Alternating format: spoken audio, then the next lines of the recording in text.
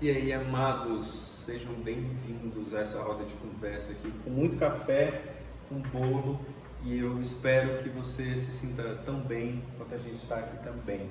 Eu sou o João Dias, eu sou gestor de comunidade aqui da Planet Coworking, e hoje a gente tem um imenso prazer de receber o professor André Cardoso para poder conversar sobre lixo eletrônico. Assim, eu acredito que hoje, nessa pós-modernidade que a gente vive, né, a gente gera tanto resíduo, mas de uma forma tão natural, que a gente esquece que ele continua existindo no mundo, mesmo depois de você jogar fora. E aí, hoje em dia, está cada vez mais presente nos noticiários, no nosso dia a dia, os cataclismas, né? As destruições aí oriundas de catástrofes naturais, e isso vem mostrando para a gente que os resíduos sólidos, principalmente os resíduos eletrônicos, geram um mal absurdo para a nossa saúde, para a saúde da terra, das águas, né? E esse cara aqui, ele não aceitou isso, ele não aceitou mesmo, e por meio da educação ele construiu esse esquema aqui, robótica sustentável, para poder ensinar crianças, o nosso futuro, geração mais próxima, a lidar melhor com esses resíduos. Então, professor? Olá pessoal, tudo bem? Prazer em conhecer vocês e todo mundo aí que está participando da live. Meu nome é André Cardoso, faço parte do Instituto Robótica Sustentável, que é uma ONG que trabalha com resíduos eletroeletrônicos, desculpa, que trabalha com resíduos eletroeletrônicos, e a gente reaproveita esses resíduos através da educação. A gente gera um impacto social. A gente tem a missão de transformar esse resíduo eletroeletrônico em impacto social para quem mais precisa, né? Então a gente tem esse olhar para o reciclador, para a criança ou adolescente da comunidade que não tem acesso nem à tecnologia, como também não tem a consciência desse resíduo. Mas aí, a partir de que ela vê que o resíduo é importante na etapa educacional dela, ela pode entender que é importante para ela, gera tecnologia, e aí ela ainda pode reaproveitar e aprender com essa tecnologia, aprender com esse reaproveitamento para o dia a dia dela. Eu estava conversando com o professor André, antes da gente entrar aqui na live, que a nossa geração dos anos 90 tinha uma relação com os produtos eletrônicos bem diferente da geração de hoje, né? Então, antigamente, a gente, para poder consumir um videogame, ia para uma locadora, para poder fazer um trabalho de escola, ia para uma house, né? Que eram lugares onde a gente tinha acesso a esses produtos. Hoje em dia, a criança nasce e já tem um celular na mão. E quando esse celular para de funcionar, ele é descartado, assim como fone de ouvido, né? Assim como, enfim, qualquer coisa que você tem em casa, sua TV, a tela do seu computador, o seu notebook, né? E essa relação que hoje é tão descartável, né, faz com que essa geração cresça não dando a devida importância para esse descarte, aquela coisa, né? Uma vez que ela está fora do meu campo de visão, né, que aquilo ali sumiu ali no meu dia a dia, deixa de existir no mundo, mas não é assim, né? Aquele lixo continua e está rodando, né? E o trabalho do professor é pegar essa galera que tem esse tipo de relação com esses resíduos e dizer assim, olha, não é bem assim que a banda toca, mas com isso aqui que poderia estar no lixo, a gente pode fazer outras inúmeras coisas que pode gerar vida, diversão, encantamento e até negócios, não é? Isso. A gente acaba recebendo esses resíduos eletroeletrônicos, né, de pessoas físicas e pessoas jurídicas, né?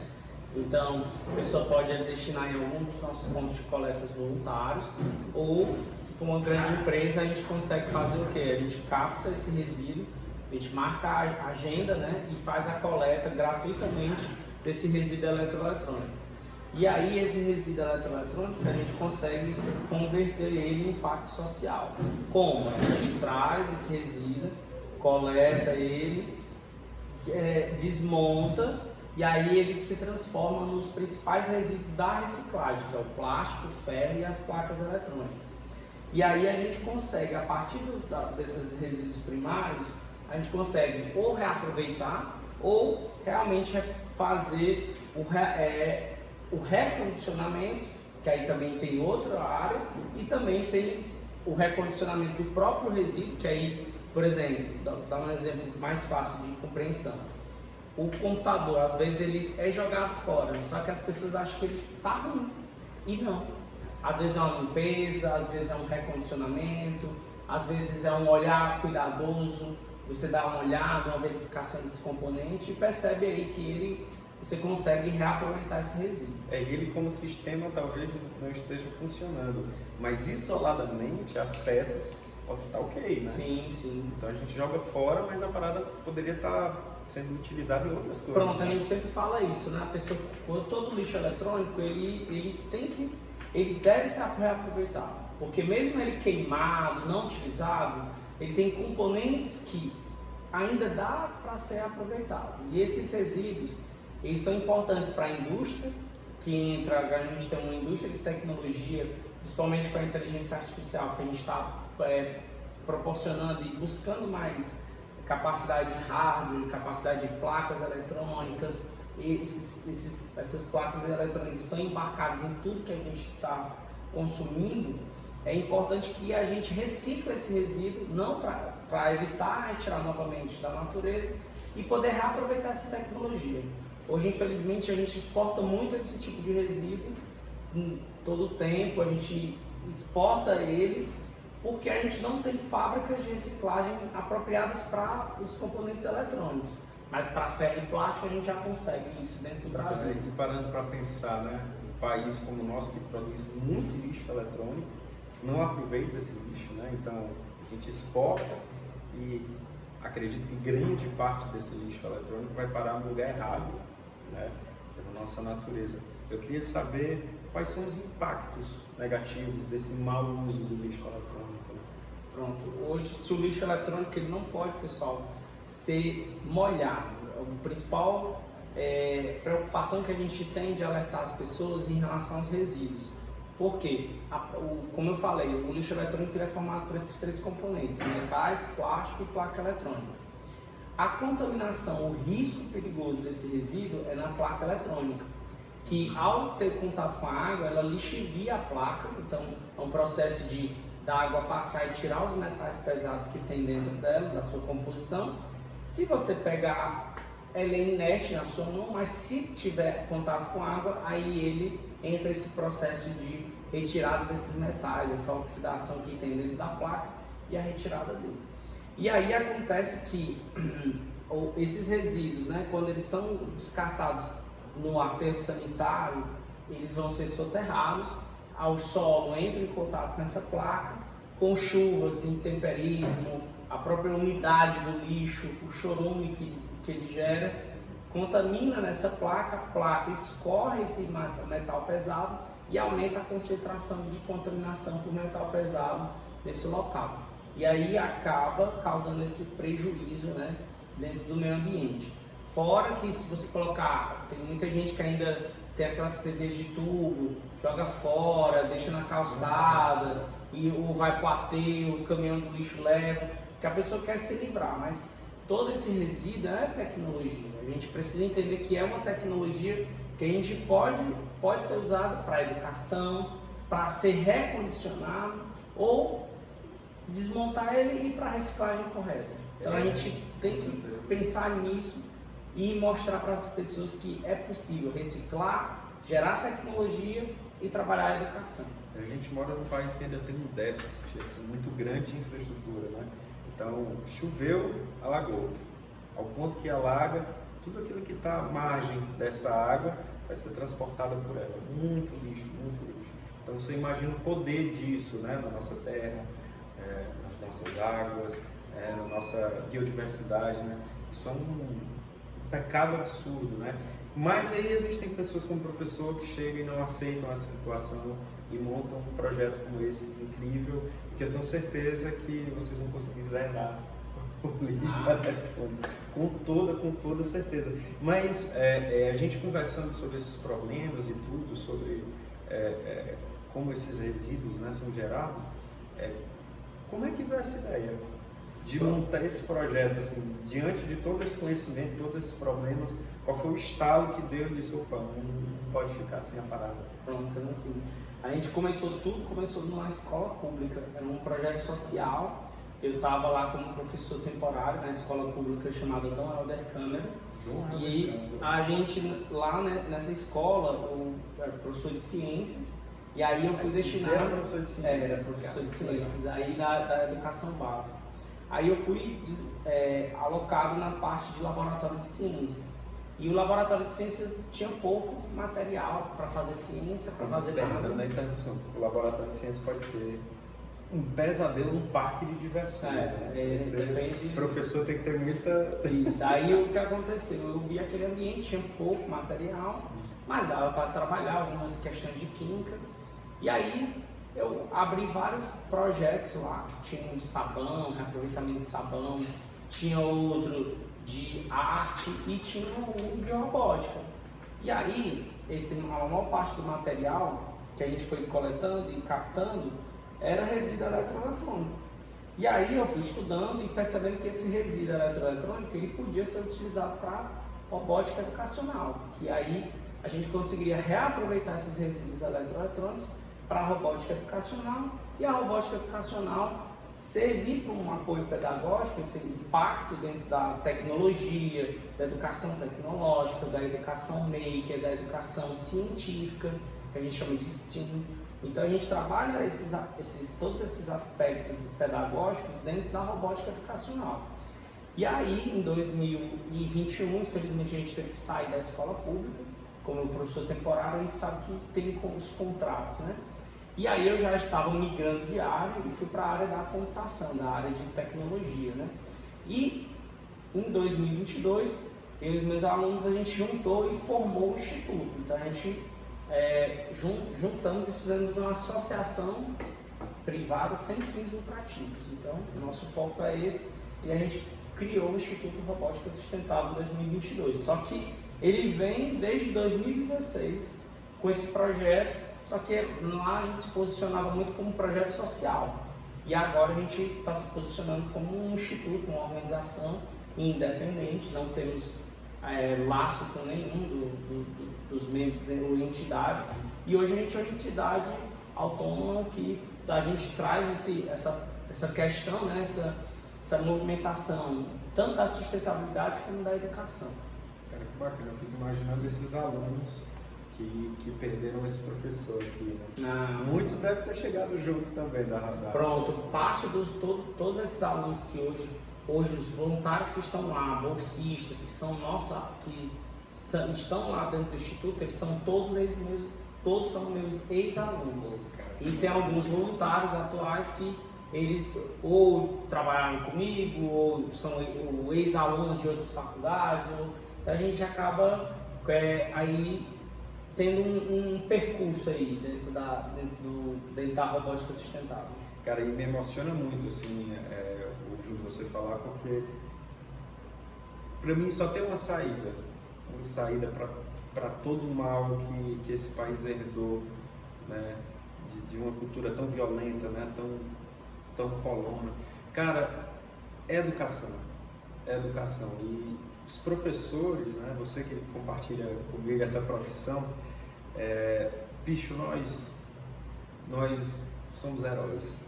Eu vou deixar a modéstia de lado, porque um bom professor, acredito eu, né, assim como você acredito que eu estou nesse caminho, um dia eu vou chegar aí, é o professor que inspira, ele muda a vida por meio da inspiração. O aluno ele consegue ver naquilo ali que ele está estudando algo que pode não só mudar a vida dele, mas como pode mudar o mundo, de uma forma geral, pode mudar a realidade do vizinho, da vizinha, do bairro, da cidade, do país, né? Porque não do mundo. E quando um professor consegue fazer isso, a ferro e fogo, porque você sozinho enxerga esse problema, chega junto dos alunos ali da escola pública, traz esse pessoal para perto de si e se compromete com isso, isso é de um ensinamento, assim, eu acho que para todo mundo que está assistindo a gente, muito grande, que antes da gente escolher ser qualquer coisa na nossa vida, um professor, um médico, um arquiteto, um engenheiro, a gente tem que escolher a nossa missão, cara. A gente tem que ver como é que a gente pode ser útil na sociedade, sabe? É a partir daí, desse encontro aí, desse processo de autoconhecimento, que você se vê útil dentro da sociedade, dentro da sua aldeia, que as coisas começam a chegar pra gente, sabe? Os resultados, as conquistas, as condecorações, né? E ver esse movimento, cara, me inspira muito, me emociona. Eu tenho certeza que todo mundo que está aqui também. E eu queria, emocionado como estou, abrir para perguntas. Alguém quer fazer uma pergunta para o professor? Ele está aqui para responder. Eu quero fazer uma pergunta. Pergunta. Eu quero perguntar, professor, como é que a gente atrai o interesse dos jovens para seguirem essa jornada de criar soluções, negócios, CNPJs, para mudar a realidade do seu vizinho, a sua realidade, trabalhando com esse ofício, com esse ensinamento da robótica sustentável? Pronto, a gente, vou falar tanto de forma ampla como também da robótica, né? Como eu trabalho muito com jovens também dentro da faculdade, da área de tecnologia, eu sempre digo para eles, a gente tem metodologias, né, de estímulo, de se encontrar dentro da missão, pirâmide de Maslow é uma delas, você achar qual das necessidades dentro da pirâmide que você mais se identifica para resolver, mas também tem o propósito, né, maciço transformador, que é uma técnica que você utiliza também para as empresas, mas você pode se autocolocar, né, dentro dessa sabedoria, né, tem vários, depois a gente pode falar depois só dessa área de geração de jovens, né. Mas, da temática da robótica, eu digo muito da missão em relação à tecnologia. O aluno, principalmente vou falar do aluno da comunidade, ele não tem acesso à tecnologia. Ele não tem à disposição o computador, ele não tem à disposição esse recurso de informática e tecnológico voltado para o mercado de trabalho. E é nessa problemática educacional que a gente vem atrair o jovem, porque na robótica sustentável a gente dá acesso à tecnologia através da sustentabilidade. Então, coisas que as pessoas dizem assim, é contramão, tecnologia e sustentabilidade. A gente vem e quebra esse paradigma, esquece isso. Sustentabilidade pode gerar tecnologia pode gerar sustentabilidade, vamos caminhar juntos. E a gente quebra esse paradigma e ainda demonstra, olha, vamos educar. O lixo eletrônico vai educar a criança a transformar em um robô, a resolver um problema, e esse problema é o problema dela, dentro da comunidade. É um alagamento, é o aviso do alagamento antes, então vamos automatizar esse processo. Aí ele usa o lixo eletrônico, ele pega uma boia que dispara um buzzer, então ele começa a usar tecnologias que não precisam de muita arquitetura tecnológica, mas sim o conhecimento da eletrônica básica, da tecnologia básica mesmo. E aí vai atraindo, porque essa tecnologia, quando ela aproxima da realidade dele, aí sim ele vê sentido naquilo. Exemplo, a gente tem um curso de manutenção de computadores, é um dos mais pedidos, é um dos que mais os meninos têm. Por quê? Eles não têm computador, eles têm celular, mas computador não tem. Então ele quer informática básica, porque é cobrado lá no mercado de trabalho. Ele quer aprender a fazer um drive, mexer no drive, que também é cobrado no mercado de trabalho, ele não tem esse acesso.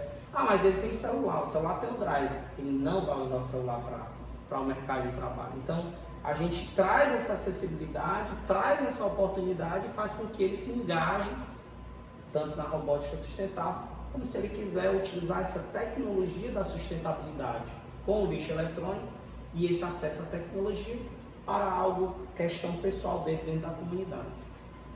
Muito legal. E agora, professor, eu tenho uma dúvida. Eu acho que é a dúvida de muitos, até o pessoal que está assistindo a gente também. Por exemplo, eu tenho meu lixo eletrônico e eu sei que todo mundo tem, tá? Não adianta dizer que não tem. Eu tenho um carregador de celular, eu tenho uma CPU antiga, uma TV, um notebook que está ali encostado, que hoje já não presta mais. O que é que eu faço com isso? Como eu descarto? Aonde eu descarto? O que é que eu posso fazer?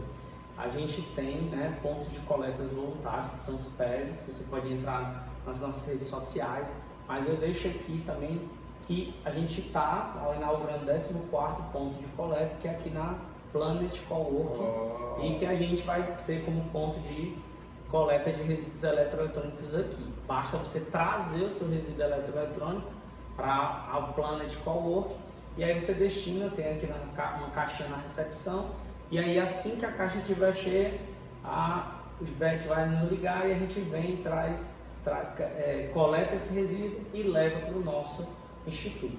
E qualquer coisa também fica o convite aí para quem quiser visitar o instituto, ver todos os processos. A gente é uma organização pública aberta, CNPJ ativo, tudo legalizado. A gente tem orgulho de falar isso, que não é fácil no Brasil. A gente sempre fala isso porque é uma coisa que a gente tem licença, alvará, então a gente sempre dá esse caminho, né, da confiança, porque a pessoa tem a confiança de que a gente vai fazer uma reciclagem correta. Então a gente abre essa confiança para as pessoas de nos visitar de segunda a sexta, de 1 às 5 da tarde, todos os dias de segunda a sexta, 1 às 5 da tarde, no bairro Quintino Cunha, na rua Francisquinha Portela, 1050C. Então pode ir à vontade, a hora que quiser, que a gente vai lá demonstrar todos os nossos processos, tanto de coleta, de triagem, de reciclagem, de produção de robótica, produção de produtos, na metodologia da robótica sustentável e também na área de tecnologia e de outras áreas da informática e tecnologia da informação. Eu estarei lá logo, batendo na porta, vocês vão ter que me apurar. Claro. Projeto desse lindo, não tenho como ficar distante. E convido você que está assistindo, que é daqui de Fortaleza, aqui no centro da cidade, e aqui na Planet Coworking, para poder despejar o teu lixo eletrônico. Joga tudo para cá, que você pode ter certeza que vai estar nas mãos de quem? Vai estar aqui, certo? Então chega junto e vem tentar ajudar junto com a gente a mudar um pouco essa realidade tão perigosa e que ameaça tanto o nosso futuro, e se não o nosso futuro, o futuro dos seus filhos, dos seus netos e bisnetos. E, professor, obrigado pra caramba. O senhor, com perdão da palavra, é foda, você é um cara foda. A gente tem que aprender muito com esse tipo de iniciativa. Eu volto sempre a dizer, missão a gente encontra dentro da gente, observando o nosso vizinho, observando a nossa família, observando os problemas da nossa aldeia, do nosso entorno, e a gente tem uma escolha, né? Ou a gente se indigna com isso e tem uma postura ativa, ou a gente vive na indiferença e é fagocitado por essa indiferença, né? E aqui a gente tem um exemplo de quem se indignou, de quem teve uma postura ativa diante da vida e que está aqui, um projeto incrível e colhendo os frutos disso, tá certo? Então, família, até a próxima. Sigam aqui a gente no YouTube, tá certo? E fiquem atentos, porque depois a gente tem mais papo com o café. Obrigado, pessoal. Quero agradecer aqui o convite de estar aqui na Planet Coworking e também a alegria de, perante ao Instituto, né, de que vocês serem o 14º ponto de coleta aí dentro da nossa capital, e aí a gente vai ter esse acordo e mostrar para as pessoas que é possível, né, reciclar, gerar tecnologia e educação. A gente tem essa tríade, né, educação, sustentabilidade e tecnologia, como forte para a mudança da nossa sociedade. Muito obrigado. Show! Cheiro, família! Esse foi o Café com Ideias e até o próximo.